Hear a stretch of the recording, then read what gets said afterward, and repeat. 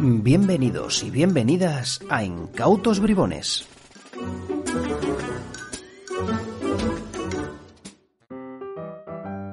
Saludos mágicos a todos los que escucháis el podcast. Pues bien, el libro Discovery of Witchcraft está considerado el primer libro impreso de ilusionismo. Pero es un error, porque no es un libro de ilusionismo. Es un tratado sobre la brujería, la demonología, la alquimia, la magia y en general sobre supersticiones que imperaban en la época en la que se escribió, el año 1584. Está realizado además en el marco de la denuncia de los terribles efectos de la caza de brujas que se desató en Europa Central pues hasta mediados del siglo XVII. Y tampoco es el único, pero tuvo repercusión en Inglaterra y además incluyó un capítulo sobre ilusionismo. Ojo, solo uno, y es un libro voluminoso. Pero este capítulo describe, entre otros, el efecto de la decapitación, que fue, y es, un número imponente de ilusionismo.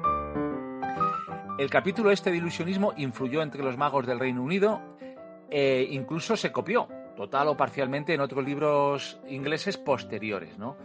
Pero en el resto de Europa, pues la verdad es que su alcance fue limitado, al margen de lo más importante, que no es un libro de ilusionismo, como he dicho, ¿no? En este aspecto hay otros pues que sí pueden competir por ese título. Por ejemplo, el de Prévost, un libro francés que ese sí está íntegramente dedicado al ilusionismo y que surge también el mismo año. Se edita en el año 1584 y según algunas fuentes incluso antes, algún mes antes. Por tanto, él sí sería un buen candidato a ser el primer libro impreso de ilusionismo. Un saludo mágico.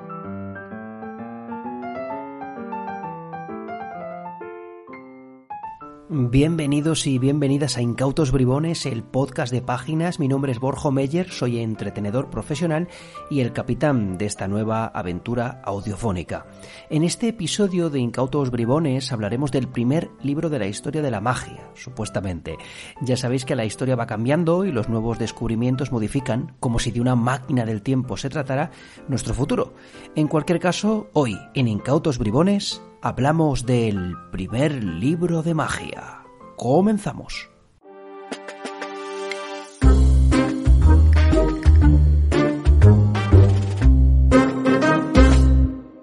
Seguro que en algún momento, con un libro entre las manos, habrás pensado, oye, ¿cuál fue el primer libro de magia que existió? Lo cierto es que la cosa no es tan sencilla. Tuvieron que pasar muchos años hasta que se comenzaran a publicar los efectos de magia en libros con un fin académico, con un fin divulgativo. No obstante, sí que a lo largo de la historia se han publicado referencias o comentarios en una o en otra dirección, pero que en cualquier caso hacían referencia a la magia. Con la estupenda introducción de Juan Luque, que ya sabéis que es mago y experto historiador de la magia, y me vais a permitir que os recomiende su libro La mano oculta de la magia, ilusionismo y aventura en el mundo antiguo, con el que vais a aprender muchísimo. Pues como decía, tras esta introducción de Juan, creo que nos hemos hecho una idea de lo que os comento. En esta ocasión, para hablarnos del primer libro de magia, para hablarnos del Discovery of Witchcraft, tenemos a Aitor Marcilla. Aitor Marcilla, para quien no lo conozca, es mago profesional, lleva 30 años bajo el nombre artístico de Marcel, que también usaba su padre, que también era mago, y es un auténtico curioso por la magia y de la magia, teniendo una biblioteca de más de 3.000 libros, de la que siempre nos sorprende al descubrir partes no conocidas de nuestro arte. Así que, si os parece, para comenzar, vamos a recibir a Aitor. Aitor, buenos días, buenas tardes, buenas noches, no se sabe. Bienvenido a Incautos Bribones. Y si te parece, directamente empezamos con la primera pregunta. ¿Cuál es la primera referencia histórica a la magia de la cual tenemos constancia? Muy buenas, Borja y incautos todos. Bueno, el tema de la historia de la magia, como todos sabemos, hay mil tipos de información que van saliendo poco a poco, pero lo que conocemos más o menos es lo que casi todos conocemos, que en el año 65 a.C., en la 45ª epístola de de Séneca, Lucilio, explica cómo un mago hace un juego con unos cubiletes. Lo que llama la atención más que el propio hecho de que explique ese juego es una serie de detalles que dice Séneca, ¿no? Dice leo más o menos, dice, tales sutilezas son tan inofensivamente engañosas en los que el truco es lo que más me agrada, pero si me muestras cómo se hace, he perdido todo el interés en él. O sea, que de alguna manera nos hace ver un poco que el juego del engaño es propiamente eso, no conocer el secreto para disfrutar del propio engaño. Y luego hay muchas referencias. Sí, quizás hay referencias menos conocidas o más interesantes que se van conociendo, y como lo comentaba antes, por ejemplo, hay una referencia que se está descubriendo ahora, bueno, que se va a publicar en enero en las revistas de Cyberserie, que publica Bill Calus y el grupo de investigación que llevan este tipo de revistas, un librito de 1515, donde es el libro del Ábaco y de Taglienten. Y ahí, bueno, pues explica algún juego, y lo curioso es que ya viene alguna ilustración en el propio libro, etcétera, etcétera. Y bueno, luego tenemos las referencias de Cardano en 1550, que era el Cardano el erudito, donde explica algunos juegos de cartas en el libro de Subtilitate, y son más conocidos. Entonces, bueno, el origen un poco para el que esté interesado, voy a dar aquí una serie de rápidos referencias de libros que son interesantes. Por ejemplo, hay uno que es fascinante, que es Annals of Conjuring, escrito por Sidney W. Clark, y está reeditado. Bueno, el libro en realidad es muy curioso, y esto también da pie a algo muy interesante, y es que fue un libro que desde 1919 intentó ser publicado y nadie se atrevía a publicarlo, pasó el tiempo y al final en Magic One lo publicaron en capítulos desde 1924 al 28. Al final George Johnson lo publica como libro en 1929, y fijaos qué trascendencia tiene que se hacen 4 copias. Después el libro ya se hace más conocido en alguna de las ediciones posteriores, y hay una edición, por ejemplo, de 1983 de Magic Magazine que lo publica, y la más reciente, la que recomiendo, es la del 2001 de Todd Carr, de Miracle Factory, que es la editorial de Todd Carr, aunque es difícil de conseguir, pero bueno, es un libro que se publicó en el 2001. Es fascinante, ahí explican miles de detalles, miles de historias, y luego tenemos los libros, por ejemplo, hay otro de Henry Wrigley Evans, no tiene nada que ver con Henry Evans, el mago argentino, este es de 1906 el libro, y es The Old and New Magic. Luego tenemos también muchos libros donde explica un poco la magia, en el punto donde cambia de magia como esoterismo, etcétera, etcétera, a lo que es el ilusionismo o prestigitación como lo conocemos. Tenemos los fantásticos libros de La mano oculta de la magia de Juan Luque, o los libros y artículos publicados por el genial Ramón Mairata. Y hay un libro también publicado por Wendy Riddle y George Gilbert, que está traducido al castellano y se llama El Gran Libro de la Magia. También tiene una parte muy interesante, un poco resumiendo. Y bueno, al final es profundizar. Qué interesante todo esto que nos cuenta Aitor. Me ha hecho mucha gracia la sensibilidad que tenía el genial Séneca a la hora de no querer saber la trampa que transitaba detrás del juego de magia, y muy interesante también todas esas referencias, ¿no? De hecho, es curioso, ¿no? Han mencionado a Juan Luque, que hace la introducción de este episodio, y tenéis ahí un montón de referencias de lugares a los cuales podéis acudir si queréis saber un poquito más. Pero si os parece, vamos a entrar en materia. Y bueno, Aitor, ¿qué nos puedes contar sobre The Discovery of Witchcraft? Bueno, el Discovery of Witchcraft es un libro que, como todos sabemos, se publica en 1584, y es curioso porque mucha gente lo desconoce, que en realidad del libro solo hay 22 páginas que están dedicadas un poco a lo que nosotros nos pueda interesar como magia y ilusionismo, ¿no? Son unos 50 efectos como mucho en todo el libro, y el libro está escrito desde una perspectiva un poco de justificar todo lo que pasaba en aquella época, ¿no? Hay que pensar que el libro se publica en ese año y Jaime I entra a reinar en 1603, y él va prohibir el libro y perseguirlo. Entonces es un libro que al final se convierte en una rareza y, claro, Jaime I muere en 1625.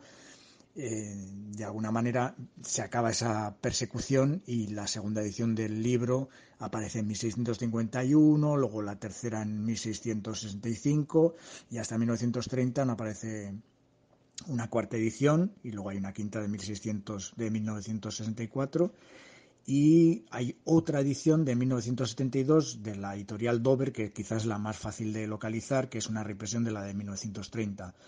Es un libro complejo por todo lo que conlleva, pero hay muchos estudios de expertos que han hecho un poco una labor de quitarnos esa parte de investigar en un libro tan antiguo y tan complejo de textos y todo lo que conlleva.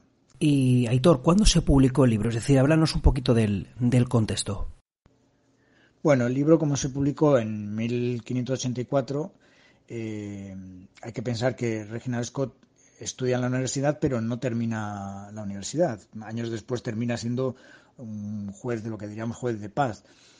Y en ese momento, que hacia 1581 empieza a presenciar juicios, pues para su gusto, injustos, y las causas le parecen un poco extrañas. Entonces, ese sería probablemente el punto de inflexión para que él empezase a investigar y ponerse 3 años después a publicar el libro.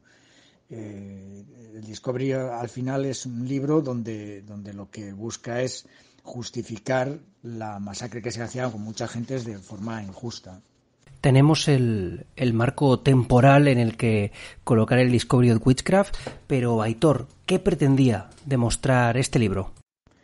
Bueno, al final lo que proponía demostrar en realidad era contar los métodos de hechos inexplicables que eran bien conocidos y demostrables, y no tenían nada que ver con brujería, ni pactos con el demonio, ni nada de ese estilo, ¿no? Que él es lo que presenciaba en los juicios que veía que eran muy injustos. Solo el desconocimiento les hacía ver que podían ser métodos satánicos, o por decirlo de alguna manera. Es curioso que él en realidad pide disculpas en el propio libro por revelar los trucos, un poco lo que decíamos de Séneca antes, de que disculpa la explicación de los trucos, pero lo justifica porque con ello pretende salvar vidas. O sea que de alguna manera es lo que pretendía, demostrar la inocencia de gente que hacía actos o experiencias que no tenían nada que ver con lo maligno. Entonces queda claro que la idea era un poco, pues bueno, evitar que esa panda de locos fanáticos mataran más gente cuando en realidad lo que estaban haciendo era trucos de magia. Y es bonito, ¿no?, que un señor en el año 1500 pida perdón por revelar trucos y ahora en el siglo XXI no se pide perdón ni siquiera permiso. Bueno, vamos a continuar y vamos a hablar un poquito del autor. ¿Quién fue esta persona? Reginald Scott nace en 1538, fallece en 1599 y al final, como decíamos antes, era un tipo que terminó siendo juez de paz, a pesar de no haber terminado sus estudios. Pero bueno, él publicó más libros. Anteriormente publicó uno, por ejemplo, El cultivo del lúpulo en 1574, y lo que sí hay que tener en cuenta que Reginald Scott, a pesar de no tener nada que ver con la magia, él se asesoró de la mano de un mago de origen francés llamado John Cautares, o no sé muy bien cómo se pronunciará, pero parece ser que el tipo era un poco especial, ¿no? Porque no solo se fundamentó en muchas más informaciones que tenía a su alcance, sino que este mago de origen francés debió ser un buen asesor. Hay algo muy curioso, y es que hay una teoría de que Reginald Scott pertenecía a una secta religiosa llamada Familia de Amor, y en las primeras páginas del libro hay una biografía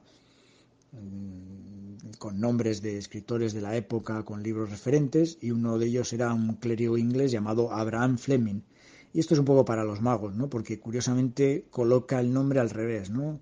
Gimelf Majarba. Entonces, bueno, habría que jugar con aquello de Ernest, ¿no? Que igual Ernest conocía el libro de Scott y quiso hacer un guiño, nunca se sabe, ¿no? Esto es más que nada para los magos, porque nos gusta investigar y jugar con hipótesis un poco relativas a quién escribió quién o los motivos. Bueno, ya tenemos establecido un poquito el marco, sabemos quién es el autor. Fíjate una cosa, algunos historiadores afirman que hay otros libros anteriores. Bueno, de hecho, Aitor, has mencionado algunas otras publicaciones también anteriores. Yo menciono, por ejemplo, de Veribus Quantitatis de Luca Pacioli, o, a ver si lo digo bien, Kants and Ingenierum Ganderbach. Lo he dicho mal seguro, pero bueno, nos entendemos. La pregunta es, ¿por qué Discovery of Witchcraft es relevante? Bueno, los libros como los anteriores, los de Luca Pacioli, por ejemplo, eran libros que ya existían anteriormente, de 1478, creo recordar. Más o menos, Luca Pacioli, bueno, tiene su importancia. De hecho, de ahí, del libro de Luca Pacioli, se descubre que Leonardo era zurdo. Entonces, bueno, tiene su interés este tipo de información, y también por los juegos que se van publicando en ese tipo de material. Lo que pasa es que en el libro de Discovery of Witchcraft enfocan los juegos desde un punto de vista más como el mago en sí y no como curiosidad matemática, aritmética o científica. Se dan detalles psicológicos, es muy interesante ver cómo explica el uso, por ejemplo, hasta de compinches, por ejemplo, cómo los utiliza a la hora de una forma muy graciosa, de cómo estructura incluso los propios juegos para hacerlos que sean divertidos, todo ello desde una perspectiva un poco más moderna que todos los libros anteriores, que explicaban un poco lo que era la propia dinámica del juego desde el punto de vista científico, matemático o de la causa. Aitor, ya has mencionado algunas cosas, pero bueno, si nos ponemos a navegar por las páginas de este Discovery of Witchcraft, ¿qué nos podemos encontrar? Bueno, el contenido del Discovery of Witchcraft, como bien hemos comentado antes, es curioso porque la forma de definir el libro en sí son 16 libros, o sea, el libro en sí tiene como si fuese 16 capítulos que le llama libros, y cada libro tiene capítulos. Entonces es un poco lioso porque, claro, aparecen 16 libros dentro del libro y cada libro tiene su capítulo, ¿no? El capítulo, o sea, mejor dicho, el libro 13, vaya que mala suerte, es el que está dedicado prácticamente a juegos de ilusionismo, de magia, y tiene 34 capítulos. Entonces, más o menos habrá en el libro, hay alguno por ahí perdido en otros libros del propio libro, y habrá unos 50 o así más o menos. Lo que sí que está interesante es que al final el libro es un compendio de explicaciones de todo tipo, y la magia tiene un punto importante en ese propio libro, dentro del libro. Casi un trabalenguas esto de los libros dentro de los libros del Discovery of Witchcraft, pero nos hemos enterado. Seguimos un poco, aunque bueno, Aitor lo ha mencionado, pero ¿cuál es el contenido mágico que se explicaba en el libro para demostrar que el público era engañado por charlatanes y no era engañado por brujas o por gente que tenía pactos con el diablo? Bueno, el contenido en función de la magia tiene muchísimas cosas muy interesantes, porque te explica cosas que hoy en día parecen impensables que en ese libro puedan estar, ¿no? Pues te explica cómo por ejemplo, practicar con bolas de plomo las rutinas de cubretas y luego usar unas de corcho, y entonces se manipula mejor, o tener varias monedas empalmadas y luego usar solo una, y entonces el músculo está mejor en distensión, ¿no? De que tiene varias monedas antes, tiene mejor preparado, por decirlo de alguna manera. Da pistas de cómo utilizar, por ejemplo, el empalme, o sea, el empalme de los dedos, el empalme del pulgar, el empalme.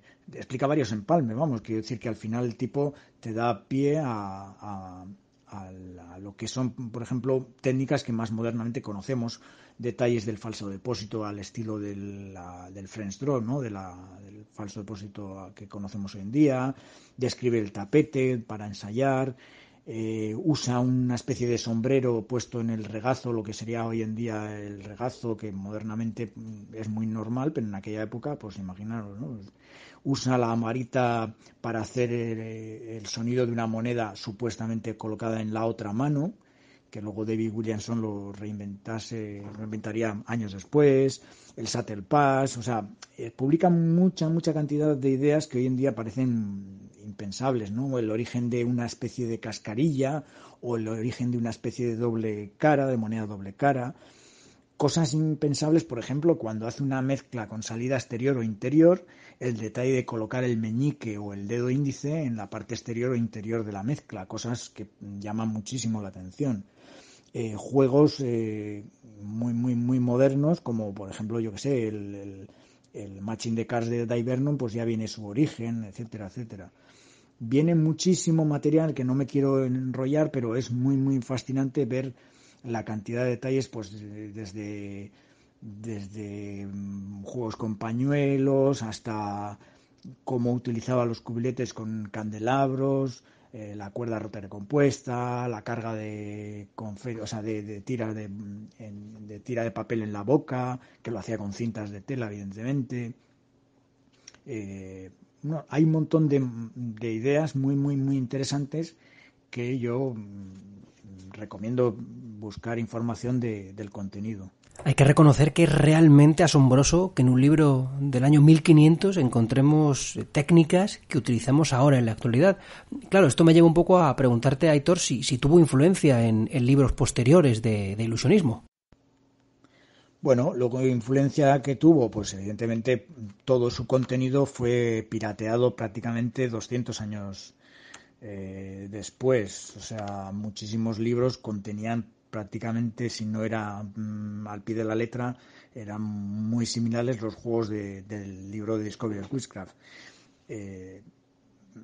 Si bien hay un detalle interesante, poco conocido, y es que Scott comenta que él quiso buscar información en un libro de más de 300 años, si hablamos de 1584, imaginaos, pues es interesante el tema, pero dice que él no pudo tener referencia de ese libro porque la persona que tenía ese libro pues no era persona cercana a él, quiero decir que tenían enemistad y entonces no lo pudo consultar. Pero bueno, al final la influencia que tuvo es muy grande porque si bien todos los libros copiaron prácticamente todos los juegos que venían en el libro de Discovery of Witchcraft, si bien o los dejaban tal cual o a veces hasta omitían muchos detalles, y lo interesante es volver al origen para apreciar los detalles que tenía. En lo poco que tiene publicado, de esas 22 páginas, hay mucho detalle.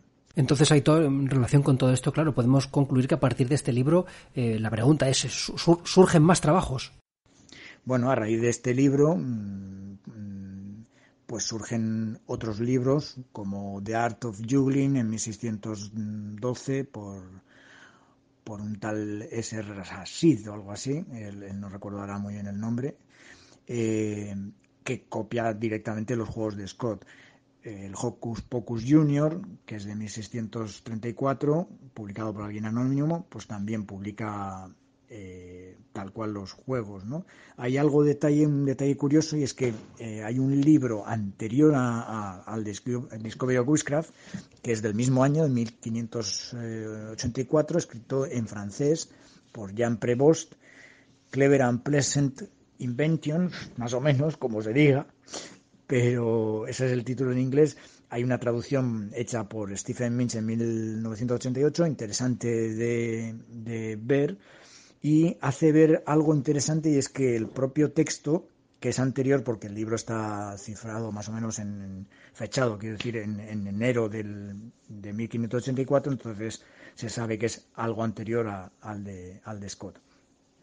Pero las explicaciones que da, es curioso que no hay ningún juego de cartas, y lo interesante es ver la diferencia, que hay algunos juegos que coinciden, como el hilo roto o el Coloring Book, por ejemplo, que todos conocemos, ¿no? El libro que cambia, o el rosario de la abuela, ¿no? Las bolas que salen de la cuerda, etcétera, etcétera. Pues hay detalles que se ve la riqueza que tiene el libro de Scott frente a otro material incluso contemporáneo, ¿no?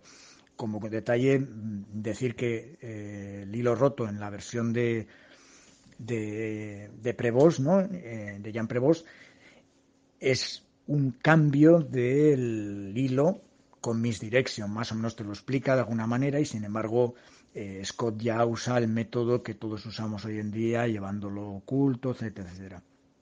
O por ejemplo el Coloring Book, Prevost explica un libro con 4 vías de cambio y Scott publica uno con 7 cambios de vía, que hace cambios de colores, va enseñando las páginas y van cambiando a rojo, luego a verde, luego a azul, en colores, todo lo que serían los colores.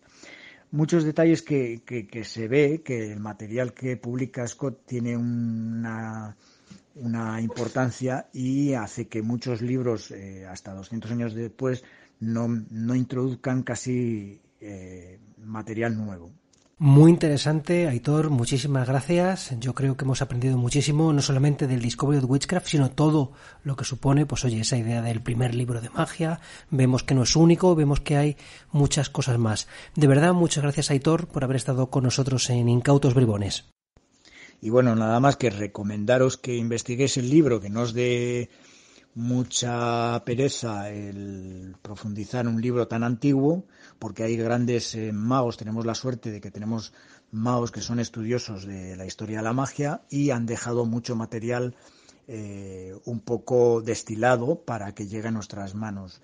Entonces, os recomiendo que veáis, por ejemplo, os voy a contar una anécdota curiosa que me pareció muy, muy interesante, cómo Scott hace un uso del compinche en un juego en el que la premisa y la expectativa la deja a una altura de lo que él quería conseguir, que era un efecto de comicidad. El efecto en realidad es de que alguien piensa una carta, un naipe, y alguien toma una nuez, la parten y dentro encuentran un papelito con el nombre de la carta pensada.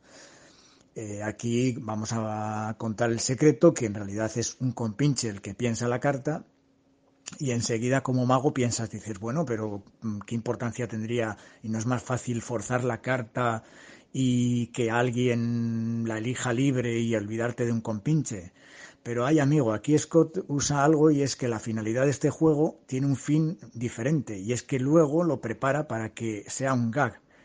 Entonces alguien siempre, al ser una carta pensada, va a decirte, ¿y si la pienso yo? Entonces Scott comenta que alguien la piensa, dice, muy bien, pues coge una nuez, la parte, y entonces aquí viene la gracia, y es lo curioso, que es tan antiguo y como nos sorprende.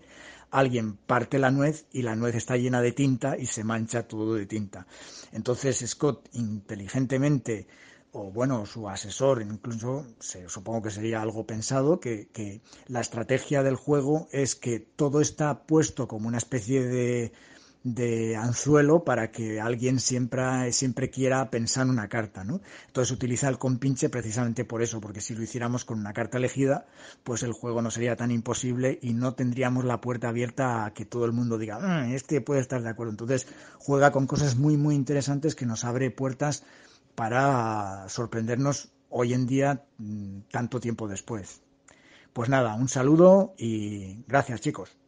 Pues así nos vamos con este cierre fantástico de Aitor, y hasta aquí este episodio de Incautos Bribones, el podcast de Páginas. Muchas gracias a Juan Luque por su introducción al episodio y a Aitor Marcilla por acompañarnos e iluminarnos con su conocimiento sobre los libros. Ha sido un auténtico placer. Y ahora ya sabéis, cuando cojáis un libro de Páginas, sentid el poder de la tradición en vuestras propias manos.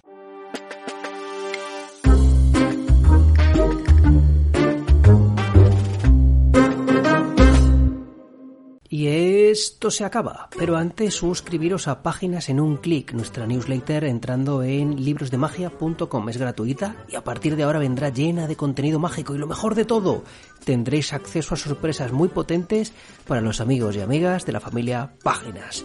En una semana volvemos con un nuevo episodio de Incautos Bribones.